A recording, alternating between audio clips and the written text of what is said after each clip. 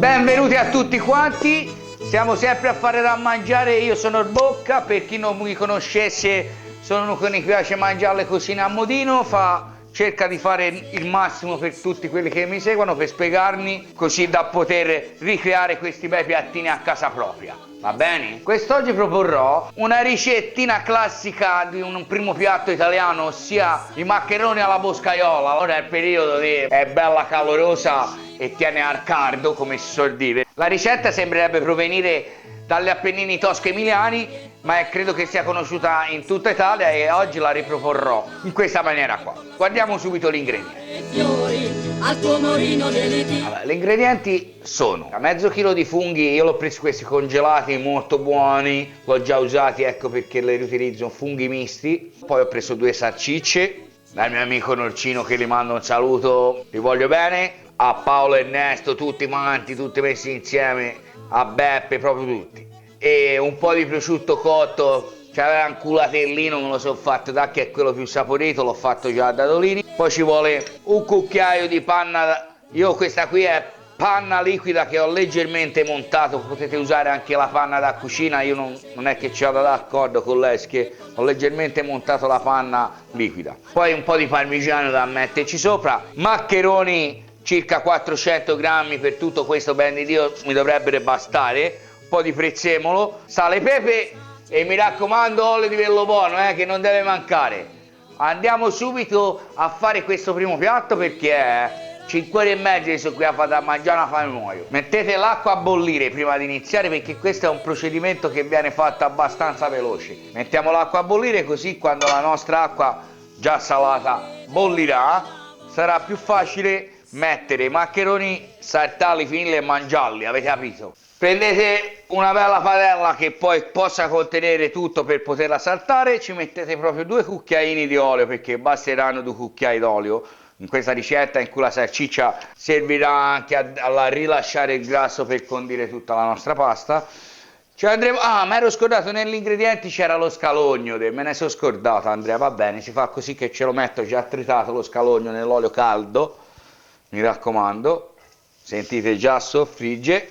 Facciamo soffriggere leggermente lo scalogno, ci andiamo a mettere la nostra salsiccia a pezzettini, mi raccomando, non fate bruciare lo scalogno. Nel frattempo la nostra salsiccia farà il suo lavorino. Lavorate la salsiccia per non far bruciarla, spezzettatela che rimanga a bocconcini. Fatenici venire una bella crosticina la nostra salsiccia. E come possiamo vedere la nostra salsiccia cuocendo ha creato ancora più grasso. A questo punto metteremo i nostri funghi, mi raccomando se ne vedete qualcheduno un po' più grosso dividetelo, non lasciatelo intero se no vi rimane un po' crudino. Non ci mettete tutto questo brodino qui perché se no fate lesso anche la salsiccia e non è buona. Questo ce lo aggiungeremo dopo semmai un pochino. E faremo cuocere e insaporire i nostri funghi insieme alla salsiccia. Tenete bello scoperto, fuoco bello alto, un po' di pepe, pochino di sale, che la salsiccia è già bella saporita, se no vi viene troppo salato. Ora andremo a tappare, fare cuocere 5 minuti tappato il tutto, sempre fuoco bello alto, controllate che non si bruci. Mentre i nostri funghi stanno cuocendo, vedete, io ho aggiunto anche quel pochino di brodino del fungo che mi è avanzato per finire la cottura, potete vederlo, quasi ci siamo quasi, 6-7-8 minuti l'acqua è iniziata a bollire, allora vado a buttare la pasta, che c'ha circa 10 minuti di cottura. Date un'occhiata ai vostri funghi mettendo proprio il fuoco quasi al minimo, lasciando stappato per far evaporare tutto il brodino in più fino a che la nostra pasta non sarà cotta e poi vi faccio vedere cosa succede. Siamo quasi pronti, manca 2-3 minuti alla pasta, alzo un attimo la salsina che ha quasi finito, vedete tutto il sughino ha quasi finito di ritirarci, vado a mettere il prosciutto o prosciutto cotto, gli do una bella giratina per farlo insaporire leggermente, vado a scolare la nostra pasta che è quasi pronta, la levo un minutino prima Dopo che ho arrovesciato la nostra maccherone dentro la nostra salsina, gli do una giratina, ci metto un pochino di prezzemolo, do un altro po' di giratina, un po' d'acquettina che sono fatta avanzare mi aiuterà a saltare questa pasta, metto un bel ramaiolino, alzate bene la fiamma, dovrà riprendere bene la cottura,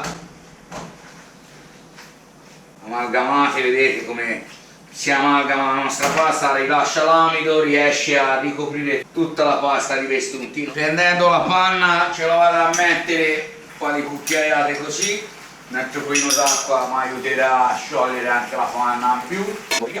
Una giratina a fare asciugare, vedete la mia panna non ricopre troppo la pasta ma serve solo per legare leggermente. Deve venirvi così, non deve essere una panna che ricopre tipo prosciutto e panna o panna e prosciutto.